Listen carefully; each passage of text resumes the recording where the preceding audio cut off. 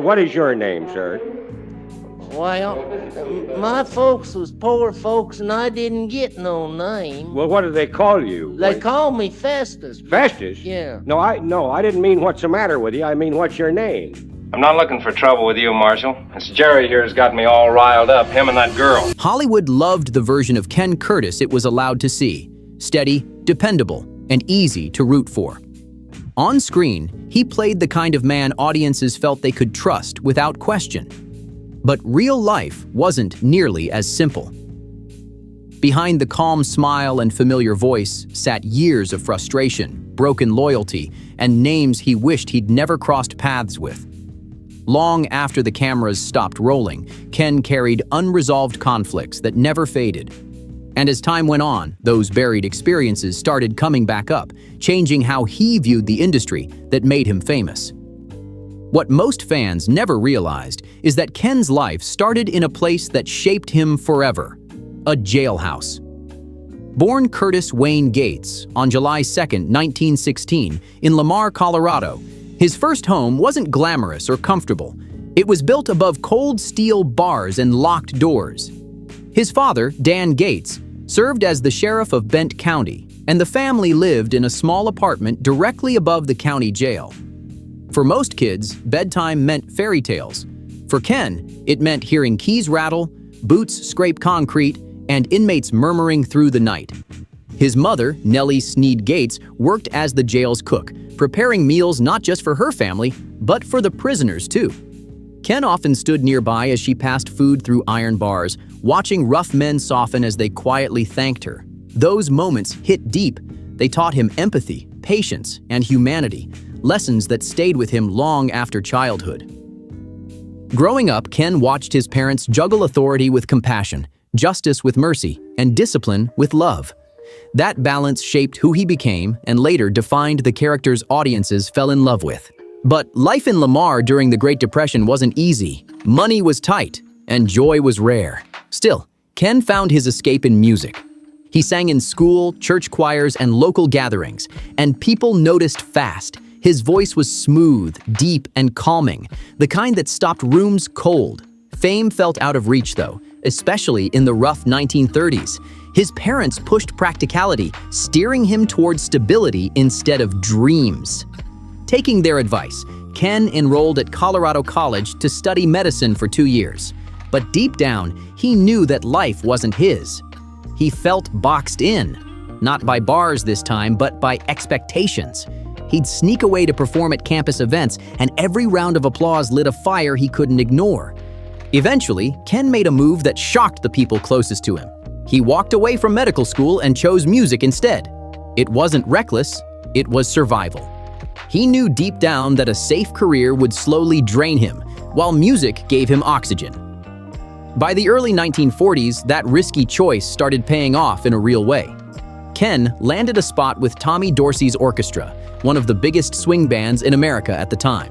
This wasn't some small-town gig, this was the major leagues. And to make it even heavier, he stepped in not long after Frank Sinatra exited the group.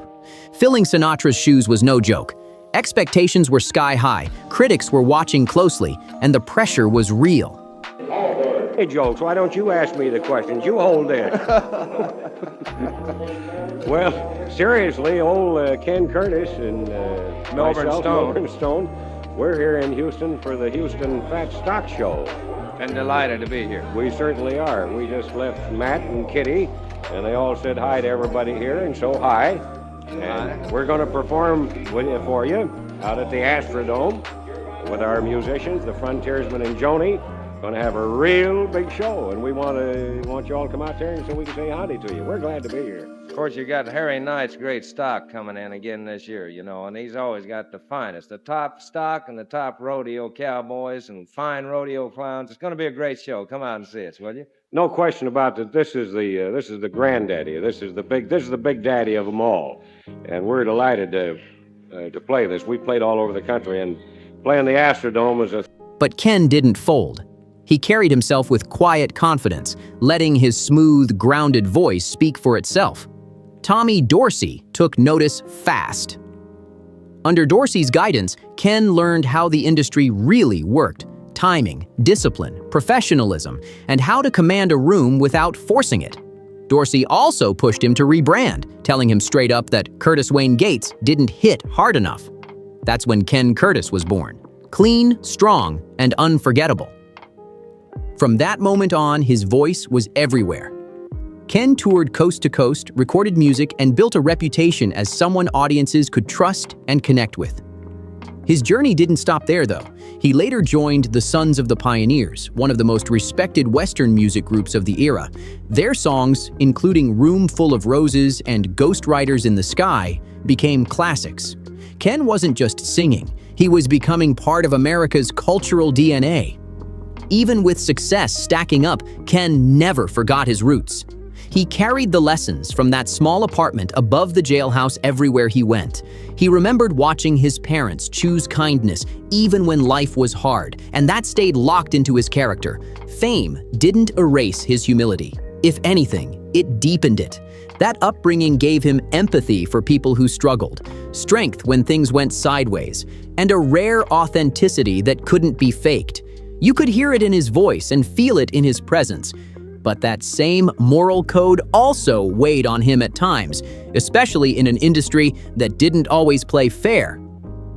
By the mid-1940s, Ken Curtis had officially secured his spot in American entertainment. Radio listeners knew his voice well, and his baritone carried warmth that cut through the noise of the era. Still, Ken wasn't satisfied staying in one lane. He wanted more than applause. He wanted connection. That hunger led him to create Chuck Wagon Jamboree, a 15-minute syndicated radio show based in Los Angeles. The show ran for over 130 episodes and blended cowboy songs, casual banter, and simple moral stories that felt real. It was the perfect preview of what audiences would later see on screen: grounded, honest, and deeply human. And without even realizing it, Ken was laying the foundation for the role that would change his life forever. While radio carried Ken's voice into millions of living rooms, something else started pulling at him hard: Hollywood. The country was deep in love with the silver screen, and westerns were taking over fast. Cowboys, dusty towns, and moral showdowns were what people wanted, and Ken fit that world naturally. He had the voice, the look, and real Western roots that couldn't be taught in an acting class. See how we're doing. No good? That's worse than we have in Dodge City. Who made that? Huh? You just worse than Doc's coffee. Oh, Doc, well, he can't even start to make it no more. It don't taste like Hagen coffee, though. You need a stick to stir Hagen coffee. Well, that coffee you make in the jail, that's something else. I don't Is know. that pretty bad, Buck? Boy, I'll tell you, it's the Well, worst. that's harder than I'd slam a door. You see, I ain't got no friends in Dodge City except Miss Kitty and Matthew. He picks on me, Doc picks on me. By 1945, he started landing roles in musical westerns, easing his way into film through parts that mixed singing with storytelling. It didn't take long before Ken crossed paths with one of the most powerful names in Hollywood, John Ford. Ford wasn't just any director. He was the guy who shaped legends like John Wayne and Henry Fonda. When Ford looked at Ken, he didn't see a polished actor. He saw authenticity. A man who felt real, sounded real, and carried himself like someone who understood the land and its struggles. Soon enough, Ken was pulled into Ford's tight inner circle, a group that functioned more like a family than a studio roster. He appeared in major classics like Rio Grande, The Quiet Man, and later, The Searchers. But working under Ford came at a price. The man was brilliant, but his sets were intense. He demanded total control, ran things with near military discipline, and wasn't afraid to embarrass actors if it got the performance he wanted. Ken learned quickly how to survive that environment. Keep your head down, do the work, and never clap back. Those lessons hardened him in quiet ways and prepared him for the long haul ahead, especially later on Gunsmoke, where patience and professionalism mattered more than ego. During this chapter, Ken's personal life became deeply tied to the Ford dynasty. In 1952, he married Barbara Ford, John Ford's daughter. From the outside, it looked perfect, a rising actor marrying into Hollywood royalty. But real life wasn't that clean. Barbara had grown up living in her father's shadow. and Ken often felt like a visitor in rooms filled with powerful insiders and unspoken expectations. Family gatherings weren't warm or easy. They were crowded with big names, bigger egos, and quiet judgments. Ken stayed respectful, but he never fully felt like he belonged. The marriage lasted over 10 years, but peace was rare.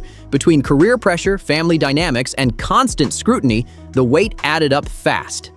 By 1964, the relationship had worn thin. They divorced quietly. No headlines, no drama, just exhaustion on both sides. It wasn't messy, just heavy. But Barbara wasn't Ken's first heartbreak. Years earlier, in 1943, he married actress Lorraine Page when both were young, ambitious, and chasing opportunity. Their relationship burned bright, but couldn't survive the reality of wartime tours, long separations, and non-stop schedules. They parted amicably, without bitterness, and without children. Each pulled toward different futures.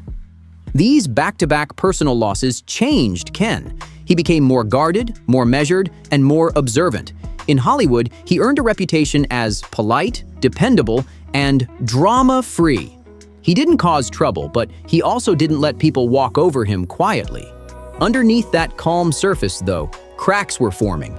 Ken saw how fast loyalty disappeared in show business. He watched relationships crumble under pressure and learned that success often came with a steep personal cost. Privacy vanished, trust thinned, and genuine connections became rare.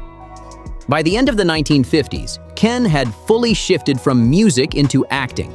His face became familiar in Western films, often cast as sidekicks, ranch hands, or principled men facing moral crossroads. These weren't flashy roles, but they mattered. Each one sharpened his presence and set the stage for something bigger. And without realizing it yet, Ken was inches away from the role that would define his legacy and reopen old wounds he thought were long buried.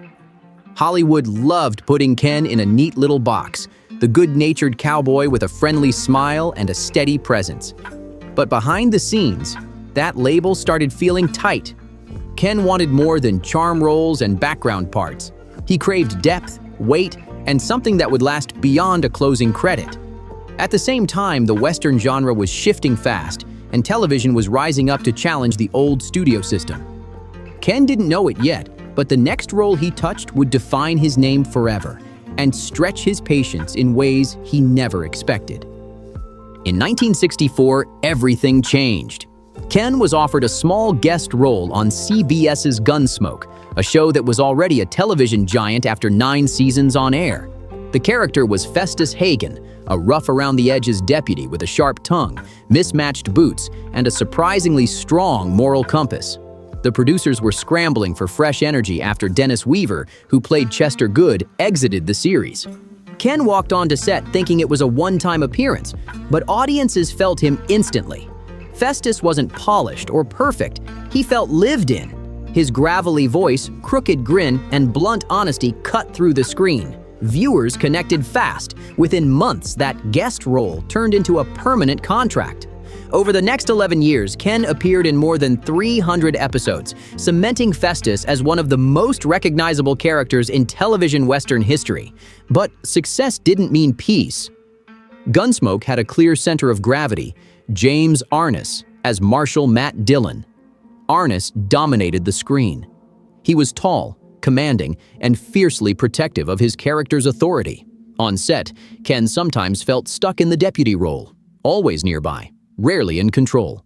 While both men remained professional, insiders later hinted that their relationship was respectful, not warm. Ken admired Arness's talent, but quietly resented how tightly he controlled story direction. Scripts often bent around Matt Dillon, and Festus, no matter how popular, stayed secondary. Then there was Milburn Stone, who played Doc Adams. A seasoned veteran with strong opinions, Stone didn't always see eye to eye with Ken. They clashed at times over dialogue, pacing, and screen presence. Nothing exploded publicly, but the tension was there. Ken believed every character deserved real weight. He put his whole heart into Festus, blending musical timing, sharp humor, and a grounded moral core. To fans, Festus became the soul of Dodge City, loyal, scrappy, and honest to a fault. Off camera, though, Ken felt echoes of Festus's struggles. Being overlooked, being underestimated, always supporting, rarely leading. Those feelings piled up quietly. And as Gunsmoke grew into one of television's longest-running dramas, the behind-the-scenes pressure only increased. Years later, Ken would hint in interviews at 5 specific figures who left lasting marks on his life. People tied to power, control, and unspoken resentment, names he never fully laid to rest. And those unresolved tensions would follow him long after the cameras stopped rolling. 5 names sat heavy on Ken's chest, not out of admiration, but unresolved pain. At the top of that list was James Arness. You could tell very quickly that Bert was a guy who had a great presence. And of course, as we've learned in later years, one of his great skills is his comedic skill. And of course, he was not able to bring that to the character at all. He had to be a very serious guy, actually, and he was playing a form of racial discrimination, so to speak, being a half-breed Indian and so forth. And he had to play that, so he couldn't really use his actually strongest point, which was a marvelous sense of humor, you know. Their bond was complicated from day one. On the surface, it was professional and respectful, but underneath, there was distance that never closed. Ken respected Arness's discipline and screen presence, but he never felt treated as an equal. No matter how popular Festus became, Ken still felt locked into second place. Always the deputy, never the decider. Then there was Milburn Stone, the gruff but beloved Doc Adams. How would you like for me to sell you the story of Cinderella and her 3 Stepley Ugg sisters? How would you like that? Perfect. I'm just very about crazy stories. Wait a minute now. That was heard down like that. You know that? Well, this is going to make your flesh creep, or crash bleed, or young. This is Dippy Veracruz. I get goose gimples. Just think, I get booze. Yeah, just thinking about it. Well, now let me tell you. As you probably know, Cinderella had to do all the wordy dirt. The wordy dirt. Off camera, Stone was strong-willed and stubborn, and the 2 men butted heads more than once over creative direction. Ensemble scenes became quiet battlegrounds for dialogue and screen time. Still, when Stone fell seriously ill in 1971, Ken was one of the few who showed up privately to check on him. That moment said a lot. Resentment and compassion can exist in the same space. The third name cut deeper. John Mantley, the show's producer. Mantley ran a tight ship and watched every dollar closely. Ken fought him repeatedly for fair pay and richer storylines for Festus. To Ken, Festus had earned his place. To Mantley, Festus was still just the sidekick. Their arguments weren't whispers. They were open, tense, and bitter. By the final years of Gunsmoke, the 2 barely spoke at all. Next came Amanda Blake, the iconic Miss Kitty. Miss Kitty, over the years, you tell me that the show has never, at least initially, was not ever received in Dodge City. They couldn't get it. They couldn't get it.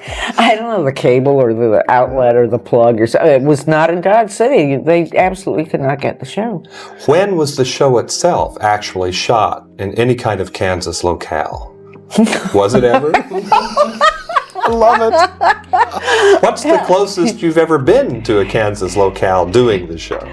Well, we went to Dodge City. I've been in Dodge City several times, and we did go to Dodge City on a couple of occasions. Early on, their relationship was easy and friendly, but as Festus's popularity exploded, the vibe shifted.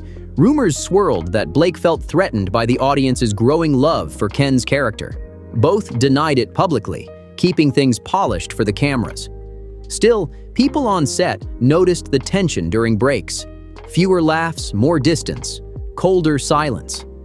The final name was Dennis Weaver, a man Ken never even worked alongside. Weaver had left the show before Festus arrived, yet comparisons followed Ken for years. Fans constantly debated who was the better deputy, Chester versus Festus. Ken never asked for that matchup, but he still felt boxed in by it. Being compared to someone you never shared a scene with can mess with your head. Even as Festus became a fan favorite, that shadow never fully lifted. These 5 figures shaped Ken's quiet Hollywood battles, not loud blow-ups, but slow-burning rivalries that chipped away at his pride. No screaming matches, no public feuds, just years of tension, restraint, and swallowed frustration. When Gunsmoke finally ended in 1975, Ken Curtis was 59. He was tired, but solid. While many actors struggled after losing long-running roles, Ken stayed grounded. He took smaller TV appearances, film roles, Western festivals, and stage shows, choosing a slower, steadier pace of life. But his principles never faded. In 1987, CBS announced Gunsmoke, Return to Dodge, a reunion movie. James Arness and Amanda Blake were set to return, and fans fully expected Festus to ride back into Dodge City too. That didn't happen. Ken turned the offer down, not out of bitterness, but self-respect. The network offered him a salary he felt was insulting after more than a decade of loyalty. He refused to be treated like an afterthought. The decision shocked fans who didn't know the full story. Some were angry, some were confused, but those close to Ken said he felt calm. For him, dignity mattered more than nostalgia. He walked away standing tall, the same way he lived his life. And that choice said more about Ken Curtis than any role ever could. In the end, Ken Curtis stood his ground one final time, not under studio lights, but in real life. After years of pressure, disappointment, and quiet resentment, things finally settled. Balance came not from Hollywood, but far away from it. In 1966, Ken met Tori Connolly, a woman with no interest in fame or status. She wasn't impressed by credits or celebrity, and that's exactly why it worked. They married quietly, away from cameras and headlines, and stayed together for the rest of his life. Tori grounded Ken in ways the industry never could. She pulled him back toward the basics: family, faith, and slowing down. With her, Ken became a devoted stepfather to her 2 children, stepping into the role with patience and care. He found real joy in simple routines, fishing trips, long drives, and reconnecting with the wide-open land that shaped him. Western festivals and fan gatherings became less about applause and more about connection. Away from the noise of Hollywood, Ken also became more comfortable speaking his truth. He didn't chase approval or play both sides. He openly supported Barry Goldwater in 1964 and Ronald Reagan in 1976, staying firm in his conservative beliefs. That honesty earned him both praise and criticism from fans, but Ken didn't flinch. He believed a man had to stand for something, even if it cost him popularity. He avoided public arguments and stayed out of messy debates, but he never walked his views back. To Ken, integrity mattered more than applause. He'd already learned what bending too much could cost a person. As the years passed, Ken slowed down naturally. By 1991, his health began declining quietly. No drama, no spectacle. On April 28th of that year, Ken Curtis passed away peacefully in his sleep from a heart attack at his home in Clovis, California. He was 74 years old. No chaos, no headlines, just a quiet exit that fit the way he lived. His ashes were scattered across the plains of Colorado, near the same land where a sheriff's son once grew up above a jailhouse. It was a full circle ending, back to the soil that taught him humility, compassion, and strength. With time, the grudges that once weighed on him faded. The names that haunted his career lost their power. What remained was something stronger: legacy. Ken Curtis wasn't flashy. He didn't chase fame or fortune. He didn't burn bridges publicly or beg for attention. He simply wanted respect for his work, his character, and his contribution. Hollywood didn't always treat him fairly, but history did. Festus Hagen became one of the most beloved characters in television history. Fans didn't just remember him, they trusted him. That kind of connection can't be manufactured. Ken Curtis proved you didn't have to be the lead to be unforgettable. You didn't have to dominate the screen to dominate hearts. And you didn't have to win every battle to win in the long run. Now let's be real for a second. Do you honestly think Gunsmoke would have felt the same without Festus Hagen? Because a lot of fans say Dodge City didn't have a soul until Festus showed up. Drop your thoughts in the comments below. Make sure you like, share, and subscribe for more deep dives into Hollywood's hidden legends and untold stories. And don't go anywhere. Check out the next video on your screen right now for even more celebrity drama you won't hear anywhere else. I'll see you in the next one.